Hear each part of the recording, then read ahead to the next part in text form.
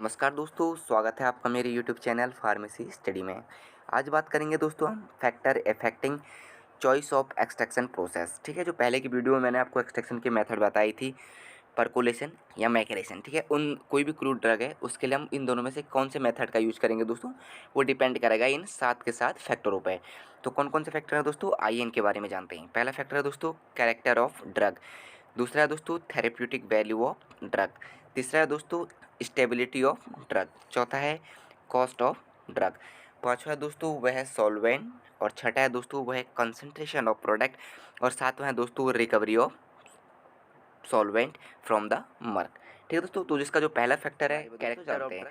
Character of drug आप देख रहे हैं कि ड्रग के क्या क्या चरित्र हैं। ठीक है, क्या क्या कैरेक्टर है ड्रग के। ठीक है, तो सबसे पहला इसमें है दोस्तों इफ़ हार्ड ड्रग्स। ठीक है, यानी अगर कोई कठोर ड्रग है, ठीक है, बहुत ही कठोर ड्रग है, जैसे कि आपका नक्स वोमिका, तो उसके लिए हम यूज़ करेंगे दोस्तों परकुलेशन मेथड का। ठीक है, तो नक्स वोमिका जो है दोस्तों वो क्या है, बहुत ही हार्ड ड्रग है। ठीक है, तो उसके लिए हम किसका यूज़ करते हैं, परकुलेशन मेथड का यूज़ करते हैं दोस्तों। ठीक है, तो नक्स वोमिका के बारे में आपको मैं थोड़ा सा बता देता हूँ। नक्स वोमिका जो है दोस्तों इसका यूज जनरली क्या आता है, जैसे आपका एरो पॉइजन के लिए, डाइजेस्टिव ट्रैक इन्फेक्शन के लिए, हार्ट एंड सर्कुलेटरी सिस्टम में कोई प्रॉब्लम है दोस्तों वहाँ के लिए। ठीक है, और आई एंड लंग्स डिजीज़ के लिए इसका यूज़ किया जाता है दोस्तों। और साथ ही साथ आपका माइग्रेन हेडेक हो गया, डिप्रेशन हो गया। ठीक है, और ब्लड विशेस डिजीज़ जिसे राइनॉइड्स डिजीज़ भी कहते हैं दोस्तों, वहाँ पर नक्स वोमिका का यूज किया जाता है। ये बहुत ही क्या होता है, एक हार्ड ड्रग होती है। ठीक है, और इसके लिए हम कौन से मेथड का यूज़ करते हैं, परकुलेशन मेथड का यूज़ करते हैं। दूसरा है दोस्तों इफ़ सॉफ्ट ड्रग। अगर कोई सॉफ्ट ड्रग है, जैसे कि आपका जेंटिन जो होता है दोस्तों, वो क्या होता है, बहुत ही सॉफ्ट ड्रग होता है, तो इसके लिए हम किसका यूज़ करते हैं, इसके लिए हम मैचुरेशन का यूज़ करते हैं। ठीक है, तो कॉम्पिटेटिव एग्जाम के लिए आपके यहाँ से दो क्वेश्चन बन जाएंगे कि नक्स वोमिका का जो एक्सट्रैक्शन है वो किस मेथड से किया जाता है, तो परकुलेशन से किया जाता है। ठीक है, या फिर कोई सॉफ्ट ड्रग है जैसे आपका जेंटिन है, उसका एक्सट्रैक्शन किससे किया जाता है दोस्तों, वो आपका क्या आता है, मैचुरेशन से दोस्तों। ठीक है, तो जेंटेन के बारे में आपको थोड़ा सा बता देता हूँ दोस्तों। जेंटेन का यूज़ किया जाता है जनरली जैसे आपका डाइजेस्टिव प्रॉब्लम में, ठीक है, या लॉस ऑफ एपिटाइट में, ठीक है, डायरिया में, हार्ट बर्न में, ठीक है, और वुंड्स में और फीवर में इसका यूज़ दोस्तों यहाँ किया जाता है। तीसरा है दोस्तों इफ़ अनपाउडरेबल ड्रग। ठीक है, अगर कोई ड्रग ऐसी है जिसका हम पाउडर नहीं कर सकते हैं, ठीक है, तो उसके लिए कौन सा मेथड यूज़ किया जाता है, उसके लिए क्या आता है तो मैसरेशन प्रोसेस उसके लिए यूज़ किया जाएगा। ठीक है, तो वो कौन सी ड्रग है, वो है आपका स्क्विल। ठीक है, स्क्विल जो है दोस्तों, इसके बारे में आपको थोड़ा बता देता हूँ। स्क्विल का यूज़ किया जाता है जनरली दोस्तों आपका जैसे लंग्स डिजीज़ हो गया, ठीक है, यानी क्रोनिक ब्रोंकाइटिस में, या अस्थमा विथ ब्रोंकाइटिस में, ठीक है, या वूपिंग कफ आपको हो रहा है किसी को, ठीक है, एडिमा यानी फ्लूइड रिटेंशन में भी इसका यूज़ किया जाता है। ठीक है, और आपका थिन म्यूकस में इसका यूज़ किया जा सकता है। ठीक है, इंड्यूस वॉमिटिंग, ठीक है, ईटीसी इसके बहुत सारे क्या हैं दोस्तों, यूजेज हैं। ठीक है, तो इसके लिए कौन सा मेथड यूज़ करते हैं, मैचुरेशन मेथड। अगला है दोस्तों अनऑर्गेनाइज्ड ड्रग्स। ठीक है, अगर कोई अनऑर्गेनाइज्ड ड्रग है जिसकी कोई डेफिनेट सेलुलर स्ट्रक्चर जो है दोस्तों वो नहीं है, जैसे आपका बेंजोइन है दोस्तों। ठीक है, तो बेंजोइन के लिए हम कौन से मेथड का यूज़ करते हैं दोस्तों, इसके लिए हम यूज़ करते हैं मैचुरेशन प्रोसेस का। ठीक है, ये जो आपका टॉपिक है, ये आपका कॉम्पिटेटिव एग्जाम के थ्रू से बहुत ही इंपॉर्टेंट टॉपिक रहने वाला है दोस्तों। ठीक है, क्योंकि यहाँ पे ऐसे ही क्वेश्चन पूछे जाता है जनरली कि बेंजोइन के एक्सट्रैक्शन के लिए हम कौन से मेथड का यूज़ करते हैं, तो कौन से मेथड का यूज़ कर रहे हैं, मैचुरेशन मेथड का, मतलब मैचुरेशन मेथड का दोस्तों। ठीक है, तो बेंजन के बारे में थोड़ा सा देखते हैं दोस्तों। बेंजन का यूज़ किया जाता है जनरली दोस्तों आपका एंटी इन्फ्लामेटरी एजेंट होता है। ठीक है, यानी कहीं पर स्वेलिंग हो रही है, ठीक है, जैसे लंग्स स्वेलिंग हो रही है, वहाँ पे इसका यूज़ किया जाता है दोस्तों। और माउथ में कोई अल्सर हो रहा है, ठीक है, वहाँ पे इसका यूज़ किया जाता है। कॉमन कोल्ड और कफ अगर किसी बंदे को हो रहा है तो वहाँ पे भी इसका यूज़ दोस्तों क्या होता है, आपका किया जाता है दोस्तों। ठीक है, अगला है दोस्तों अगर कोई मेडिसिन ऐसा है जिसको अवॉइड करना चाहिए पाउडरिंग करने के लिए, ठीक है, तो उसके लिए हम कौन से मेथड का यूज़ करते हैं, उसके लिए भी हम मैचुरेशन मेथड का यूज़ करते हैं। ठीक है, कोई अगर मेडिसिन ऐसी है या कोई क्रूड ड्रग ऐसा है जिसको अवॉइड करना है कि भाई उसका पाउडर नहीं करना है, ठीक है, तो इसमें आता है जैसे आपका दोस्तों सीना फ्रूट। ठीक है, तो सीना फ्रूट के लिए कौन से मेथड का यूज़ किया जाता है, उसके लिए यूज़ किया जाता है मैचुरेशन मेथड का दोस्तों। ठीक है, सीना फ्रूट के बारे में जानते हैं जनरली दोस्तों थोड़ा सा। तो सीना फ्रूट जो है दोस्तों वो जनरली लेग्जेटिव होता है। लेग्जेटिव मतलब कॉन्स्टिपेशन में इसका यूज़ किया जाता है। ठीक है, और इसका यूज़ किया जाता है आईबीएस यानी इरिटेबल बाउल सिंड्रोम, ठीक है, और वेट लॉस में इसका क्या किया जाता है दोस्तों, यूज किया जाता है। ठीक, इसी प्रकार दोस्तों अगर हमें कोई भी मैसेरेशन की प्रोसेस करनी है या एक्सट्रैक्शन की प्रोसेस करनी है, जैसे मैसेरेशन या परकुलेशन करना है, तो हमें सबसे पहले जो होता है फार्माकोग्नोसी की नॉलेज होनी बहुत ही ज़रूरी है, ठीक है। ये जितनी भी मैंने आपको अभी दवाइयाँ बताई हैं, जैसे नक्स वोमिका है, जेंटेन है, स्क्विल है, बेंजोइन है या सिनाफ्रूट है, ये सारे के सारे जो हैं वो क्या है फार्माकोग्नोसी के मेडिसिन है दोस्तों, ठीक है। तो इनके बारे में आपको और अधिक जानकारी इनके बारे में मैं आपको फार्माकोग्नोसी का जब लेक्चर चालू होगा उसमें दूंगा दोस्तों, ठीक है। तो दूसरा था आपका दोस्तों थेरेपेटिक वैल्यू ऑफ ड्रग, ठीक है। थेरेपेटिक वैल्यू ऑफ ड्रग का मतलब है दोस्तों अगर कोई भी जो मेडिसिन है या जो क्रूड ड्रग है, ठीक है, उसके थेरेपेटिक वैल्यू यानी उसका यूज बहुत ही क्या होता है, ज़्यादा किया जाता है, ठीक है।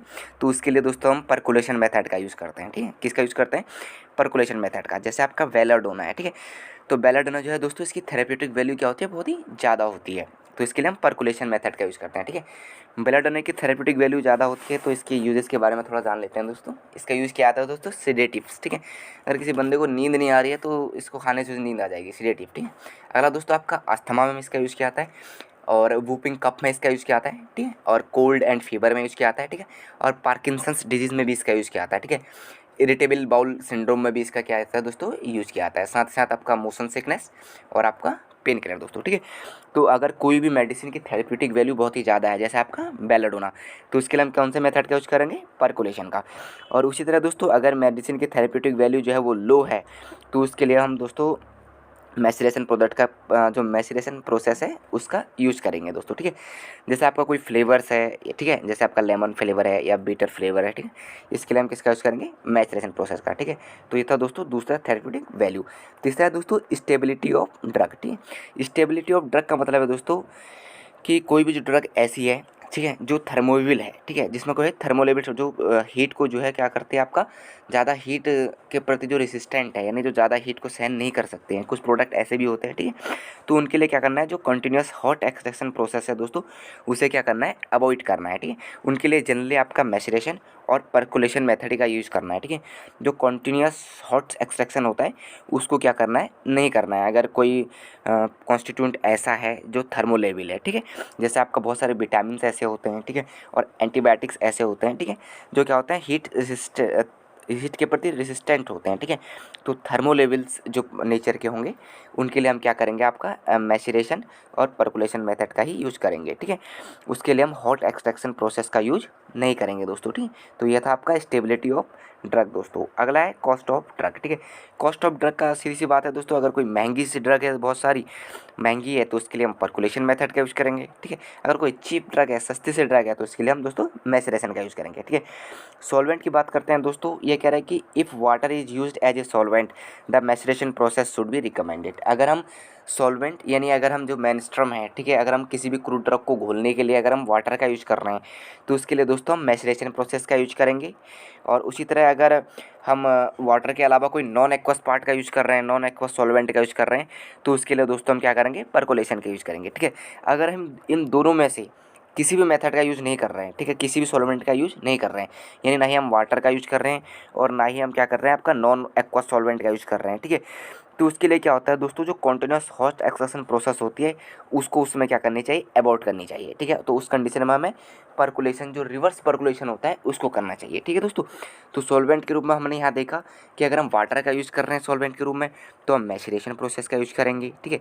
या अगर हम नॉन एक्वस सॉल्वेंट का यूज़ कर रहे हैं तो हम परकुलेशन का यूज़ करेंगे। अगर हम इन दोनों में से किसी भी सॉल्वेंट का यूज़ नहीं कर रहे हैं, ठीक है, तो हम क्या करेंगे, जो कॉन्टिन्यूस हॉट एक्सट्रैक्शन प्रोसेस होता है उसे अवॉइड करेंगे, उसे नहीं करेंगे। इसके बदले हम क्या करेंगे, रिवर्स परकुलेशन प्रोसेस का दोस्तों क्या करेंगे, यूज़ करेंगे, ठीक है। अगला है दोस्तों कंसंट्रेशन ऑफ प्रोडक्ट, ठीक है। कंसंट्रेशन ऑफ प्रोडक्ट ये कह रहा है the dilute product such as, जैसे टिंचर्स है दोस्तों, ठीक है। जो टिंचर्स होते हैं उनको जनरली बनाया जाता है आपका मैसेरेशन या फिर आपका परकुलेशन प्रोसेस द्वारा, ठीक है। वो डिपेंड करता है, जितने भी मैंने अभी आपको ये ऊपर फैक्टर बताई वो इस पर डिपेंड करता है कि हमें कौन से मेथड का यूज़ करना है, ठीक है, मैसेरेशन का यूज़ करना है या फिर परकुलेशन प्रोसेस का यूज़ करना है, ठीक है।